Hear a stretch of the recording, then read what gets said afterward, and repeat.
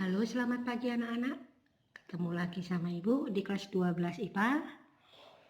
Yang sebelumnya sudah kita belajar kimia di kelas 11 IPA. Sekarang kita lanjutin di kelas 12 IPA. Untuk materi hari ini di semester ganjil tahun pelajaran 2020-2021 itu yang pertama adalah sifat koligatif larutan.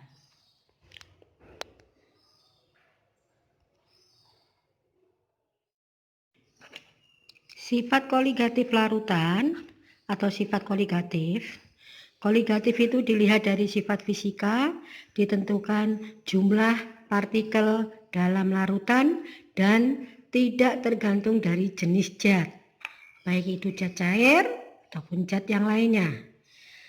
Di sifat koligatif larutan itu yang akan kita bahas meliputi 1. Penurunan tekanan uap larutan atau delta P.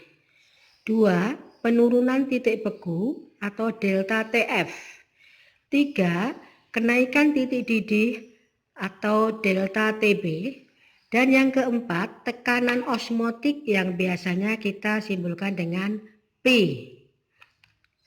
Tetapi di dalam pembahasan sifat koligatif larutan ini, larutan ada dibedakan menjadi dua, yaitu larutan elektrolit dan larutan non-elektrolit. Yang membedakan antara larutan elektrolit dan non-elektrolit di sini adalah jumlah partikelnya berbeda. Karena di dalam larutan elektrolit terdapat ionisasi.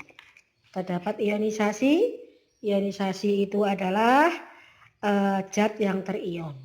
Zat yang terion. Nanti bagaimanakah cara menentukan derajat ionisasi akan kita bahas di bab berikutnya. Sekarang untuk berikutnya yang pertama adalah penurunan tekanan uap atau delta TB. Tekanan uap jenuh, tekanan uap maksimum. Uap pada suhu tertentu, suhu itu bisa berubah-ubah, maka akan timbul laju penguapan sama dengan laju kondensasi. Laju penguapan sama dengan laju kondensasi, jadi besarnya sama. Terus kemudian di penurunan tekanan uap dipengaruhi oleh mudah atau sukarnya zat cair untuk menguap. Mudah atau sukarnya zat cair untuk menguap. Kemudian larutan di dalam penurunan tekanan uap ada pelarut dan terlarut. Pelarut yang biasa Ibu istilahkan di sini adalah perut, zat pelarut. Yang meliputi jumlahnya lebih besar, maka dia akan menguap. Jumlah zat pelarut apabila lebih besar dalam larutan tersebut, maka ia akan mudah menguap. Terus zat terlarut. Misalkan Ibu contohkan, pelarutnya adalah yang bersifat sebagai pelarut itu adalah air atau ether. Apabila jumlah air dalam larutan tersebut lebih besar, maka akan mudah menguap. Kita akan mengingat tentang hukum Raoul. Hukum Raoul untuk penurunan tekanan uap itu P sama dengan P0 dikali fraksi mol pelarut. XP itu fraksi mol pelarut. Delta P, penurunan tekanan uap itu sama dengan P0 dikali fraksi mol pelarut. Atau penurunan tekanan uap sama dengan tekanan uap murni dikurangi tekanan uap murni dikurangi tekanan uap larutan. Jadi P itu adalah tekanan larutan, P0 adalah tekanan uap murni, kemudian XP ini adalah fraksi mol pelarut. Delta P penurunan tekanan uap. Jadi penurunan tekanan uap bisa dihitung dengan tekanan uap murni dikurangi tekanan larutan. Tetapi ingat, untuk fraksi mol pelarut apabila dijumlah dengan fraksi mol Jarod harus sama dengan 1. Harus sama dengan 1. Karena jumlah dari fraksi mol itu antara 0 kurang dari sama dengan X kurang dari sama dengan 1. XP atau fraksi mol pelarut bisa dihitung dari jumlah mol pelarut dibagi jumlah mol pelarut ditambah jumlah mol zat terlarut. Jadi NP per NP ditambah NT. Untuk fraksi mol terlarut, itu kita bisa menghitung dengan mol terlarut per mol terlarut ditambah mol pelarut. Kita lanjutkan untuk bab berikutnya. Yang kedua itu adalah penurunan titik beku. Untuk penurunan titik beku atau delta TF, titik beku itu suhu saat fase cair dan fase padat setimbang. Jadi fase cair dan fase padat tertimbang, maka pada laju pembekuan itu sama dengan pencairan. Waktu membeku, lajunya, kecepatannya itu sama dengan laju pada waktu pencairan. Rumus yang akan kita gunakan pada penurunan titik beku, delta TF sama dengan KF kali M. KF itu adalah penurunan titik beku molal zat murni. M ini adalah molalitas. Molalitas cara menghitungnya nanti Ibu kasih tahu bagaimana cara menghitungnya.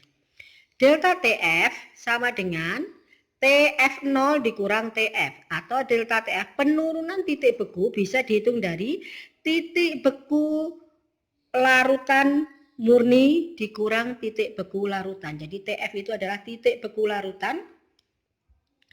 TF0 itu adalah titik beku pelarut murni. Berarti yang kita gunakan di sini adalah kalau air berarti titik beku pelarut murni air itu adalah 0 derajat Celcius.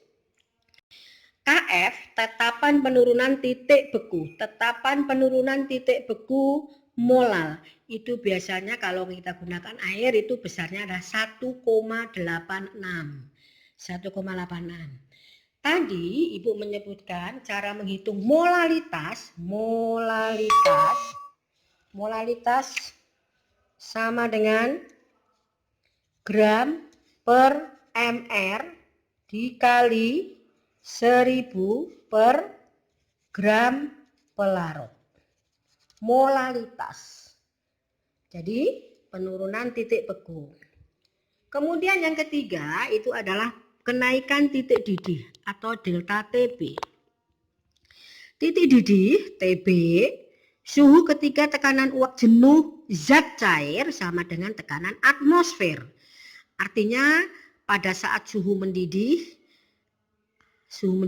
misalkan itu adalah air, suhu mendidihnya 100 derajat Celcius sama dengan 1 atmosfer. Mendidih itu penguapan di seluruh bagian zat cair dan terjadi pada titik didihnya. Menguap hanya terjadi pada permukaan zat cair, terjadi pada segala suhu. Jadi segala suhu itu akan terjadi penguapan. Karena apa? Titik didih suatu larutan itu berbeda-beda. Kemudian rumus dari titik didih larutan delta TB sama dengan KB dikali M. KB itu adalah kenaikan titik didih molal larutan yang biasanya kalau kita gunakan air itu besarnya 0,52 dikali molalitas. Molalitas tadi Bunda sebutkan bahwa rumusnya gram per mr kali 1000 per gram pelarut. Delta TB sama dengan TB titik didih pelarut dikurang titik didih larutan. Titik didih larutan kalau kita gunakan air berarti 100 derajat Celcius. Berikutnya untuk yang keempat itu adalah tekanan osmotik. Tekanan osmotik sebelum kita simbolnya pi, sebelum kita mengetahui apa itu tekanan osmotik, kita harus tahu dulu apa yang dimaksud dengan osmosis. Osmosis bergeraknya molekul Ibu ulang. Molaritas di sini adalah gram per mr kali 1000 per volume. Volumenya dalam mili larutan. R adalah tetapan gas Reaumur atau tetapan gas ideal yang besarnya 0,082. T adalah suhu dalam Kelvin. Suhu dalam Kelvin. Itu anak-anak pembahasan tentang sifat koligatif. Kita akan lanjutkan kembali sifat koligatif larutan elektrolit. Yang tadi Ibu jelaskan itu adalah sifat koligatif secara umum. Untuk sifat koligatif larutan elektrolit, untuk menentukan konsentrasi yang sama, larutan elektrolit mengandung jumlah partikel lebih besar, maka dia akan terionisasi. Di dalam sifat koligatif larutan elektrolit tadi, yang Ibu tadi bahas, bahwa ada derajat ionisasi.